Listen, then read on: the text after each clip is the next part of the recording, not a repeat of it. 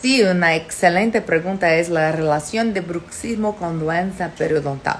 Nosotros hemos visto en la clínica muchos dientes siendo perdidos por la doença asociada al bruxismo. Es una conjugación que no va bien en paciente, porque el bruxismo tiene una carga muy excesiva y los pacientes periodontales sufren mucho más que un bruxismo.